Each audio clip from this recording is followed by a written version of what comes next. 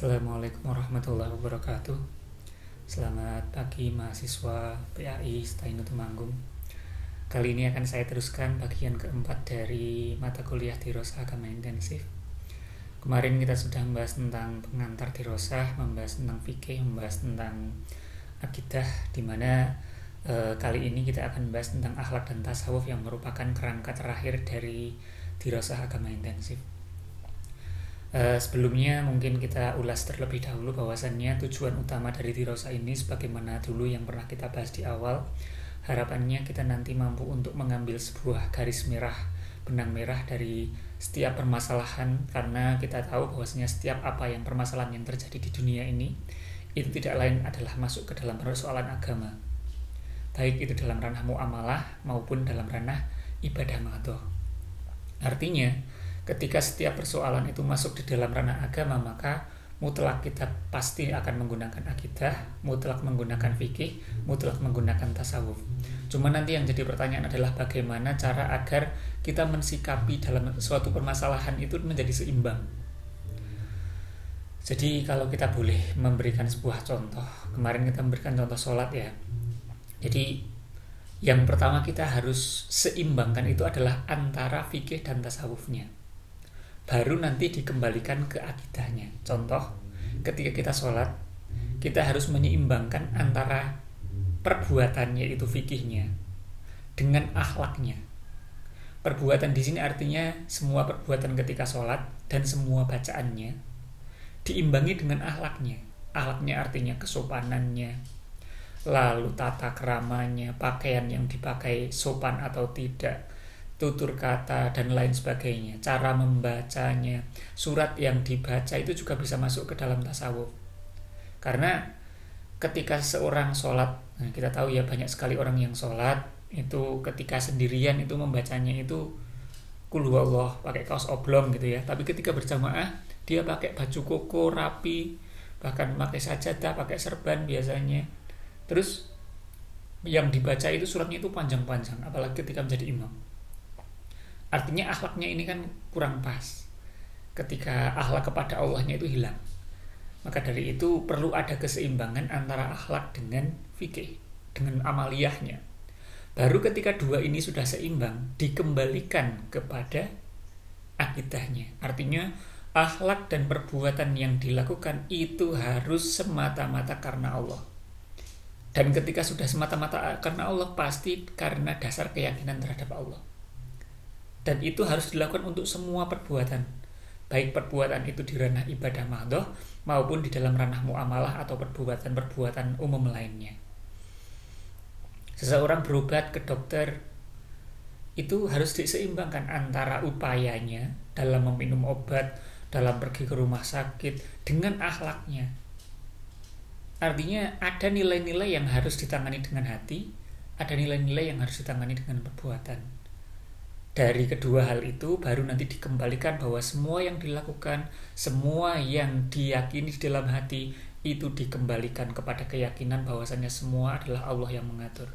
Itu namanya menyeimbangkan antara akidah dan menyeimbangkan antara amaliyah dan akhlak, lalu mengembalikan semuanya ke dasar keyakinan utama akidah kepada Allah Subhanahu wa taala.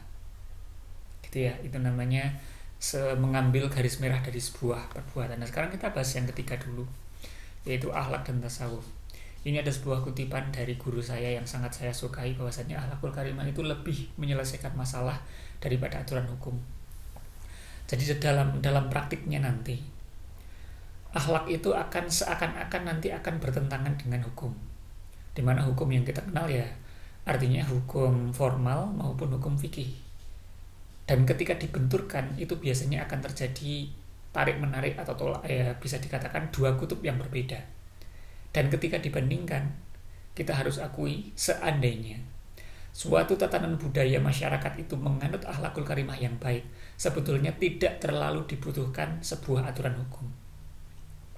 Dengan kata yang lain, jika di dalam suatu masyarakat itu kok tatanan atau aturan hukumnya itu sangat represif, kita bisa memberikan kesimpulan boleh jadi itu terjadi karena akhlakul karimah itu tidak begitu berperan di dalam tatanan masyarakatnya. Ya, lanjut. Sekarang kita ke pendahuluannya. Yang pertama, tasawuf itu merupakan hierarkis yang paling utama. Kita tahu kemarin kalau kita membahas akidah, amaliyah, dan juga akhlak. Akhlak itu berada pada buahnya, akidah pada akarnya, lalu amaliyah pada batang dan rantingnya. Buah itu merupakan esensi utama, artinya sebuah tujuan. Sebagaimana sabda Rasulullah, innama bu'itsu liutamimma makarimal akhlak. Maka di sini dikatakan akhlak itu parameter utamanya.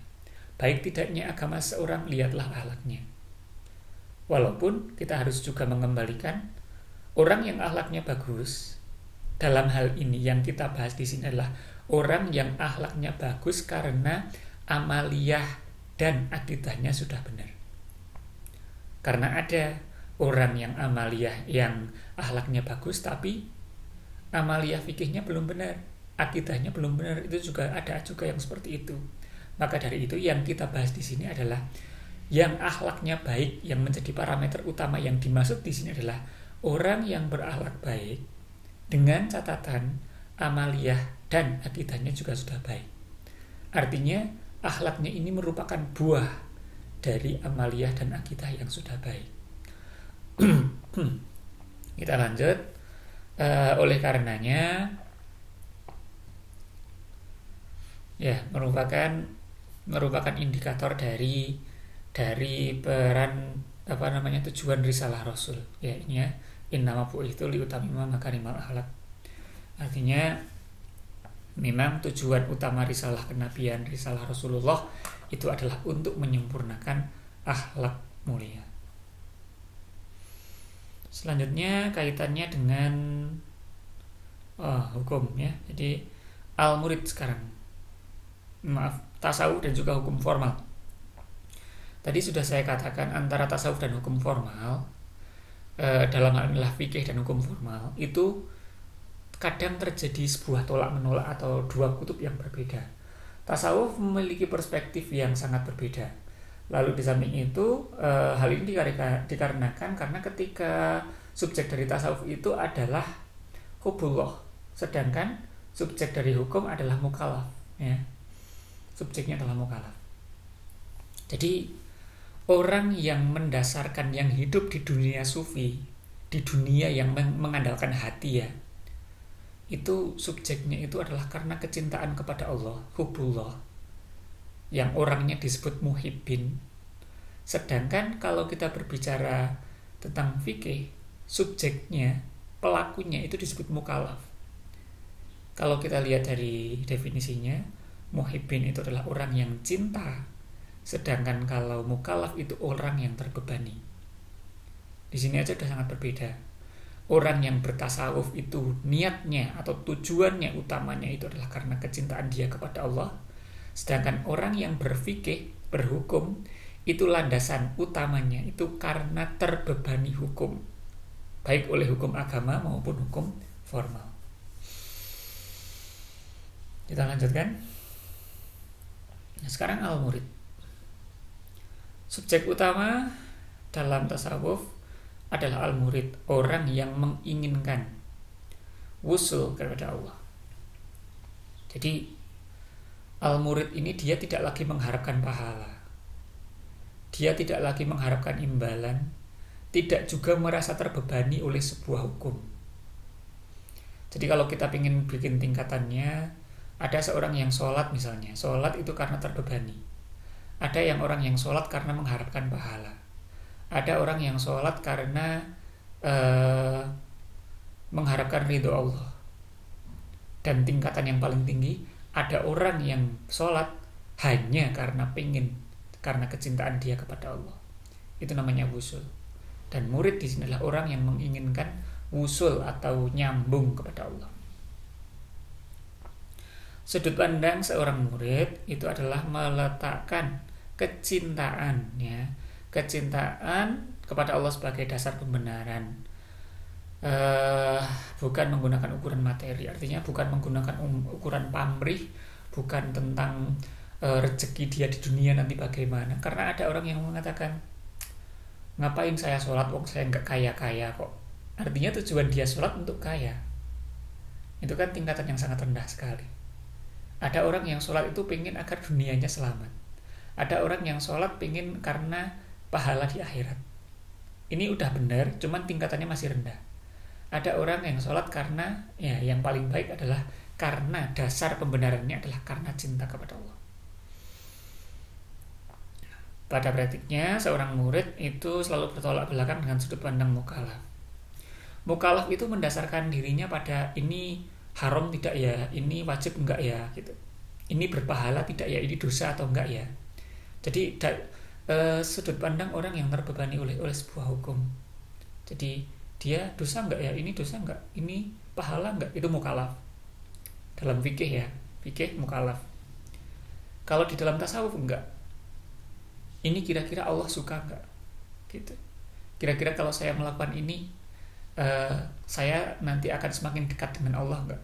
Allah akan semakin cinta enggak sama saya? Kira-kira Allah ridho enggak sama saya?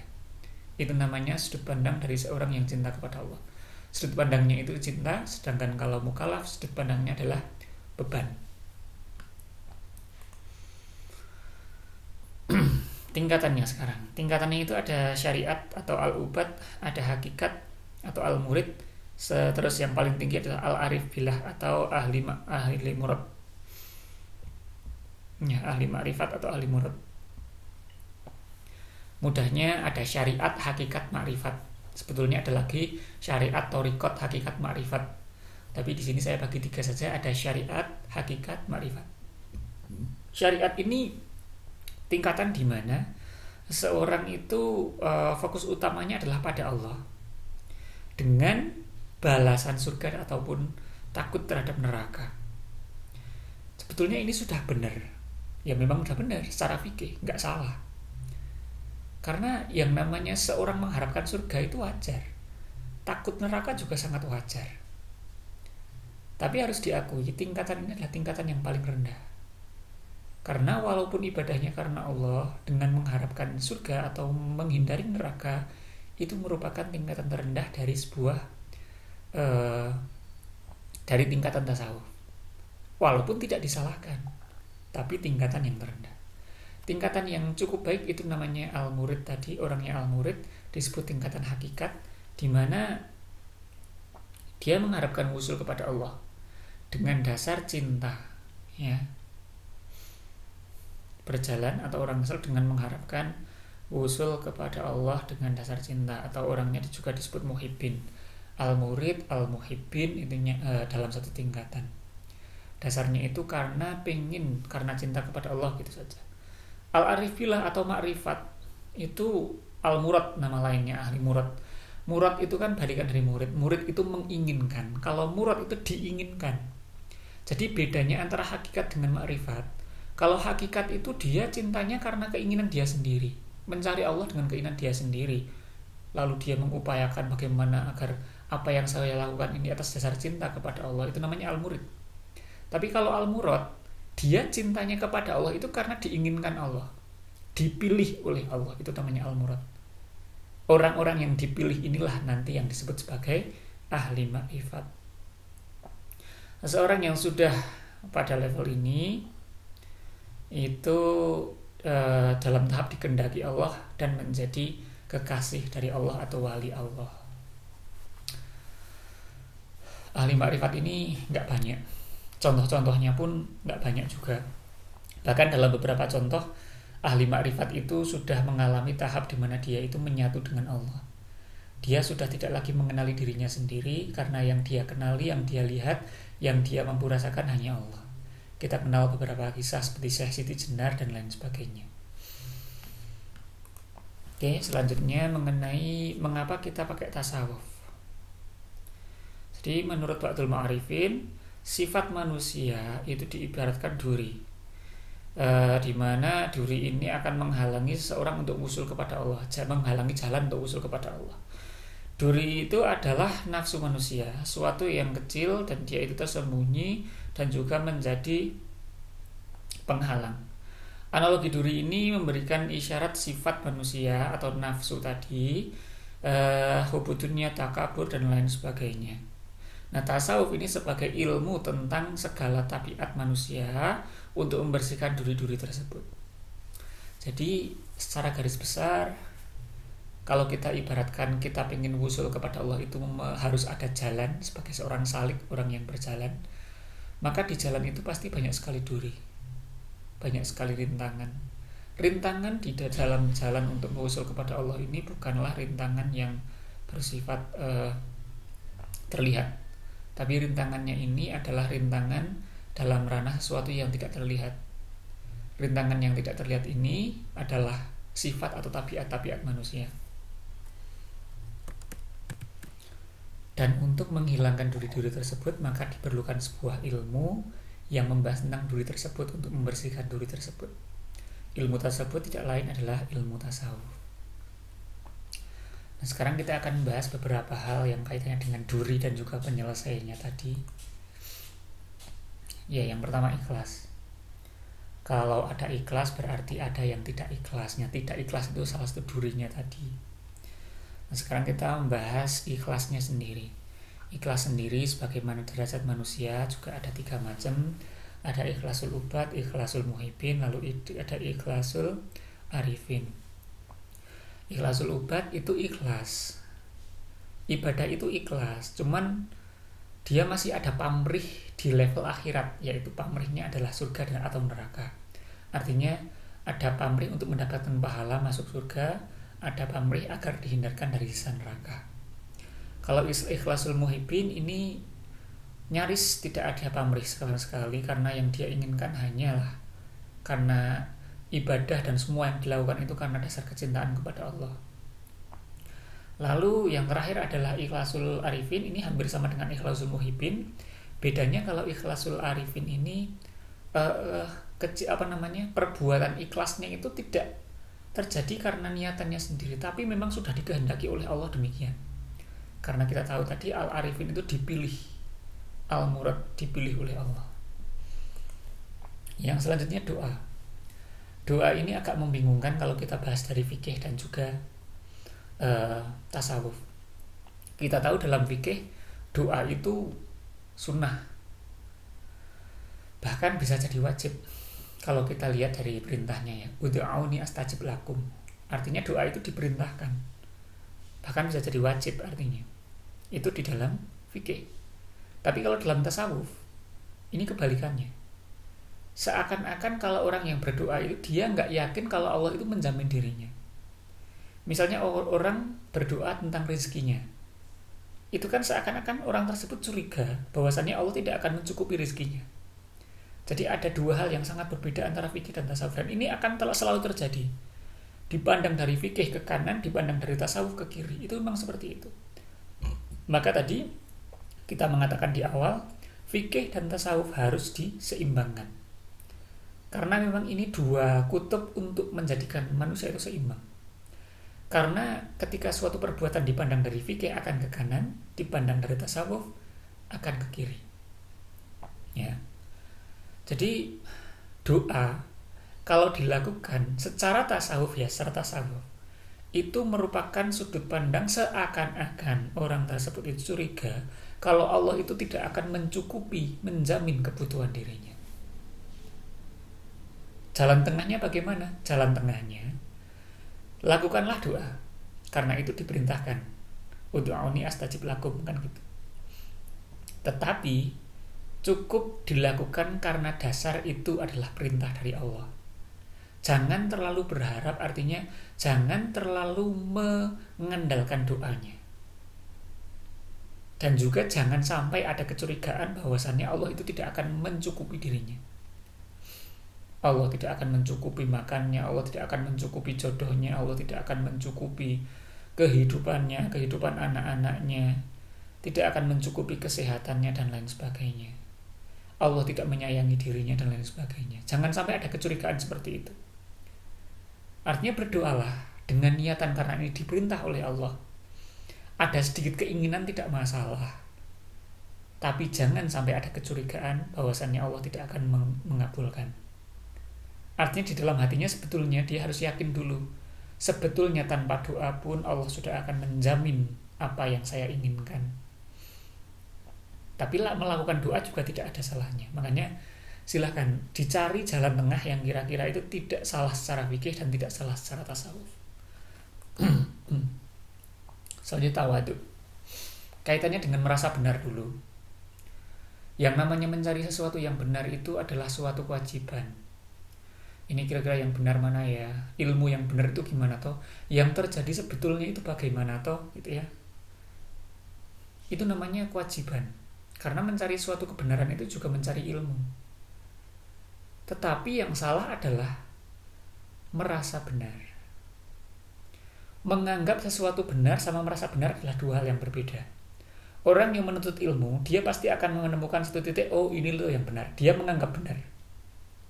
Tapi kalau sudah merasa, oh saya yang benar, nah itu namanya merasa benar.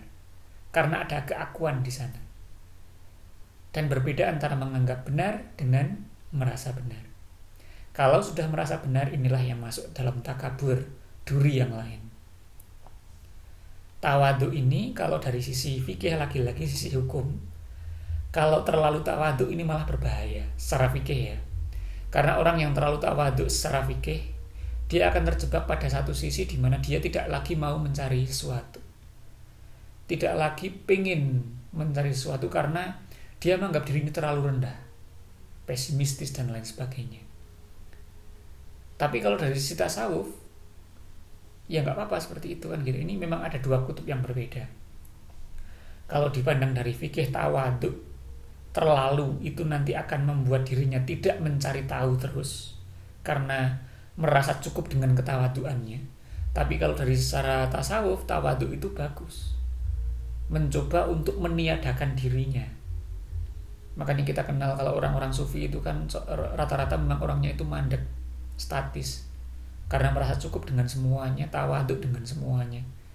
Itu kalau dari sisi fikih kan nggak benar juga, karena di dalam fikih itu harus selalu untuk melakukan sesuatu yang baik. Tapi kalau dari sisi tasawuf itu kadang terlalu karena tawadhu jadinya nggak lagi mau mencari apa-apa, nggak mau lagi apa dan sebagainya karena ketawaduan. Yang jelas di sini kaitannya dengan benar tadi, kebenaran. Tawadhu itu bagaimana seorang itu tidak merasa benar, menganggap benar tidak apa-apa, tapi merasa benar tidak boleh, karena nanti akan muncul sifat takabur. Begitu pula dengan kesalahan. Mencari kesalahan itu adalah mencari kesalahan diri sendiri, bukan mencari kesalahan orang lain. Itu ya, itu namanya kaitannya dengan tawadhu. Qanaah. Qanaah ini nama lainnya itu adalah kaya. Kaya tapi hati. Karena qanaah itu secara bahasa juga bisa dikatakan tidak membutuhkan. Ini kebalikan dari fakir. Fakir itu artinya membutuhkan. Qanaah artinya tidak membutuhkan.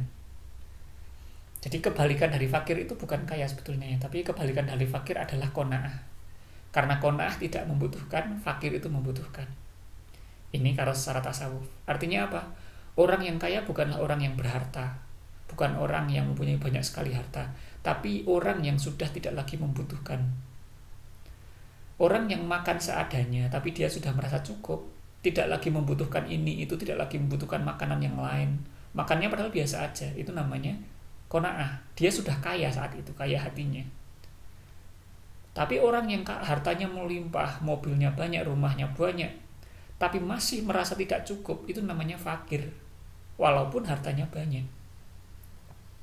Jadi qanaah itu konsep kaya, tapi konsep kaya di dalam tasawuf.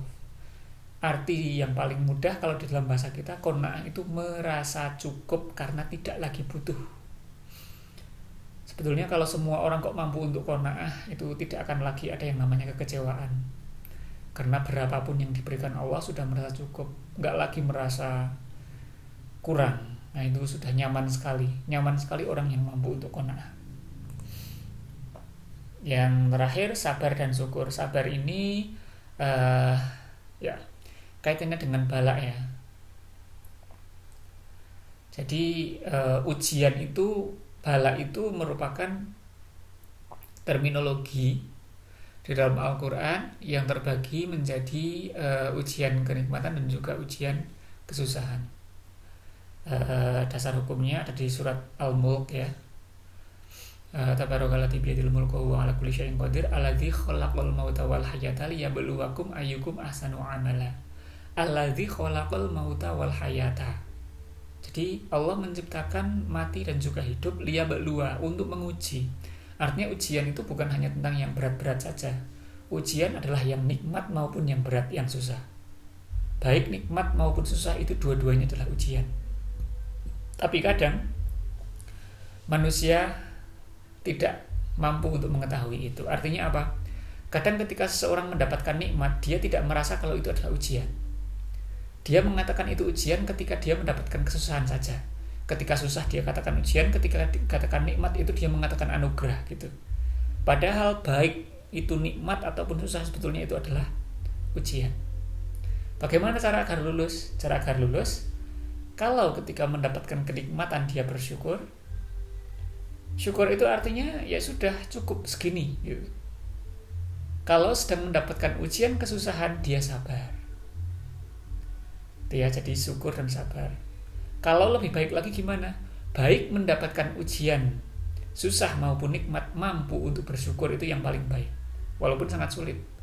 Bagaimana caranya agar orang mendapatkan ujian susah kok bisa bersyukur, itu sangat berat sekali. Jadi itu yang bisa saya bahas. Betulnya masih banyak sekali ya. Ada rojak dan khauf, lalu ada lagi apa ya, konsep tasawuf itu. Rojak, khauf, lalu ada lagi riya, lalu ada lagi ujub, lalu ada lagi pamer, ada lagi kesopanan sosial dan lain sebagainya.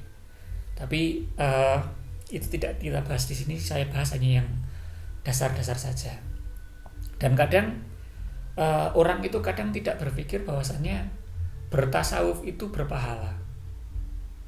Yang dipikirkan pahala hanyalah syahadat, sholat, zakat, puasa, haji, sedekah, ya kan, dan lain sebagainya. Padahal kalau di dalam ayat-ayatnya sabar, syukur, qanaah, tawadhu, itu hal-hal yang sebetulnya jaminan Allah itu bahkan lebih besar daripada perbuatan-perbuatan di dalam fikih. Oke, itu mengenai konsep tasawuf, konsep terakhir kita. Oh ya, untuk tugas-tugas di slide-slide-nya jangan Anda perhatikan karena itu tugas untuk mahasiswa reguler. Untuk mahasiswa SP berikut saya terangkan untuk tugasnya. Oke, ini adalah contoh dari tugasnya. Jadi tugasnya itu adalah mencari masalah dan menganalisa solusinya. Masalahnya adalah masalah yang memang terjadi pada konteks sehari-hari. Jadi masalahnya kontekstual.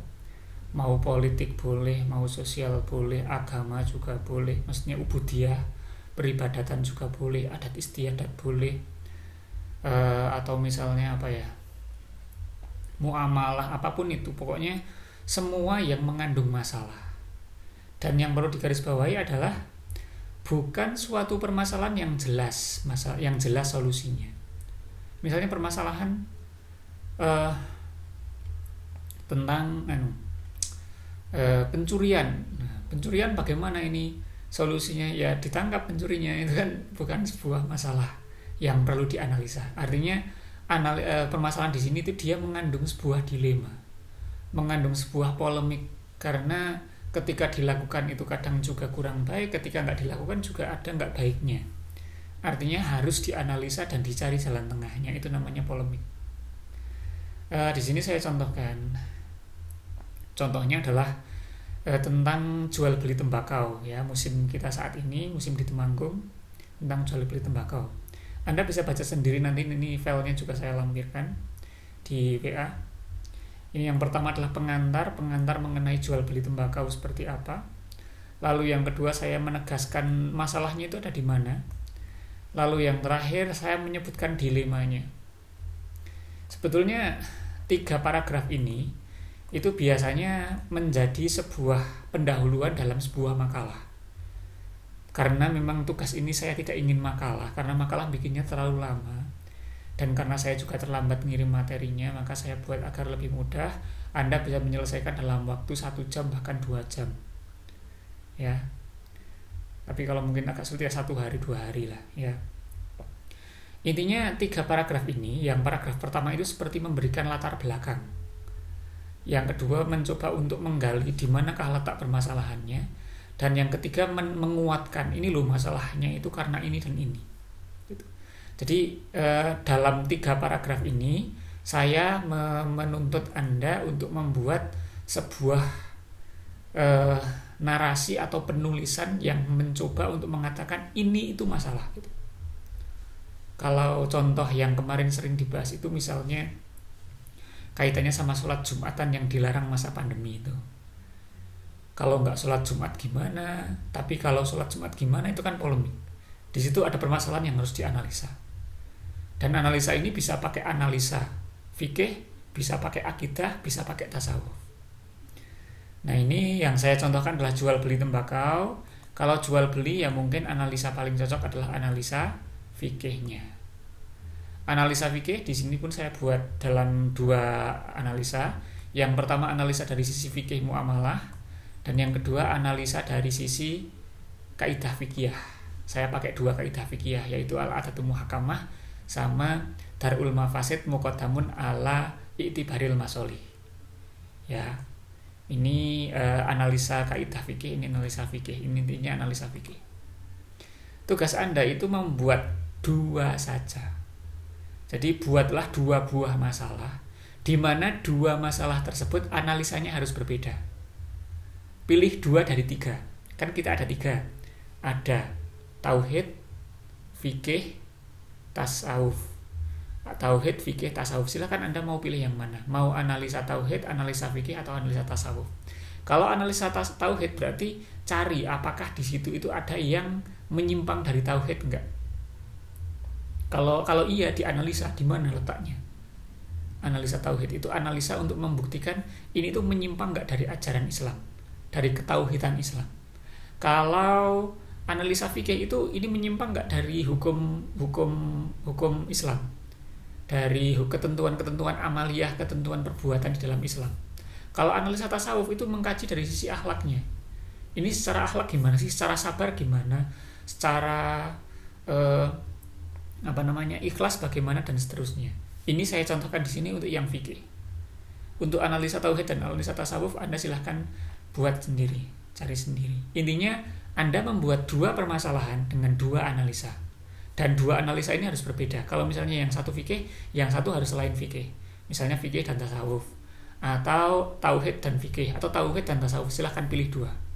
Buatlah 2 masalah dan 2 analisa. Lalu apakah hanya itu, Pak? Tidak, satu lagi, yaitu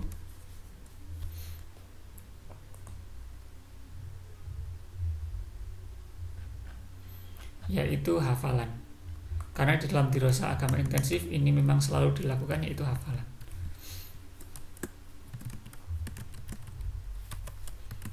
Hafalannya itu sebagaimana yang saya jelaskan di slide ya. Ada Al-Imran 19 ayat 19. Ada As-Saff 9 ayat 9. Ada Al-Kafirun 6. Lalu ada 8 kaidah fikih. Ini saja hafalan. Bagaimana prosedurnya? Hafalan ini silahkan Anda rekam saja. Rekam audio bukan video, audio saja, kirim via WA ya. Ini untuk tugas hafalannya. Jadi hafalannya silahkan Anda rekam pakai audio, Anda kirimkan ke saya. Oh iya, khusus untuk kaidah fikih ini dan arti serta contoh. Contohnya bagaimana? Jadi kaidahnya bunyi gimana, artinya apa, contohnya bagaimana. Ini kemarin beberapa sudah saya sebutkan ketika saya menjelaskan mengenai fikih. Ya, jadi untuk Ali Imran ini cukup ayatnya saja, artinya nggak usah. penjelasannya nggak usah untuk yang ini. Kalau yang kaidah fikih 8 kaidah fikih.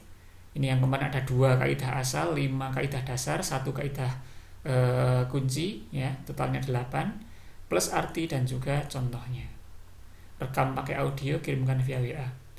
Kenapa saya pakai rekam audio? Karena sebetulnya mau audio video sama saja, cuman kalau audio kan lebih kecil, itu datanya juga lebih enak. Dan juga di sini saya menuntut kejujuran Anda. Kalau Anda jujur, Anda ketika merekam Anda tidak akan membaca apapun. Tapi kalau Anda tidak jujur, maka ketika Anda merekam mungkin Anda akan masih membaca. Semuanya ini silakan Anda buka di Al-Quran sendiri. Untuk yang ini sudah ada di slide. Di slide untuk yang materi fikih. Saya kira itu untuk materi Dirosah Agama Intensif. Tugasnya saya ingatkan kembali ada 2 macam. Yang pertama bikin masalah, ada 2 masalah. Nanti dianalisa dengan tauhid, fikih, atau tasawuf.